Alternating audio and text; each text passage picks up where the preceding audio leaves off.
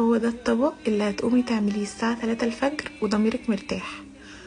طبق مكرونة بصوص الجبنة وشوية ستريبس كده بس خطير. نص كيلو مكرونة وانا بحب النوع ده قوي. تقريبا السلق ربع ساعة. بعد كده هنا كانت اتسلقت، غسلت المكرونة والحلة بتاعتي نزلت بمعلقة زبدة كبيرة. بعد كده معلقتين كبار صوص بشاميل. تقلبي بقى كويس، طبعا لازم تقليب عشان ما يحصلش اي تكتلات. وفي اكياس جبنه للمكرونه كده بتتباع في السوبر ماركت خطيره، دي بتودي الطعم في حته تانية. برضو تفضلوا تقلبوا. بعد كده ننزل بكوبايتين لبن كبار.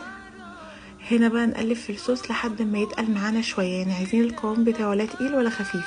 وننزل بالمكرونه اللي احنا سلقينها ونديها تقلبتين كده يا دوبك 10 دقايق، هيكون الصوص تقل مع المكرونه وطعمها كان خطير. لازم تجربوها وما تنسوش بعد الساعه 3 الفجر.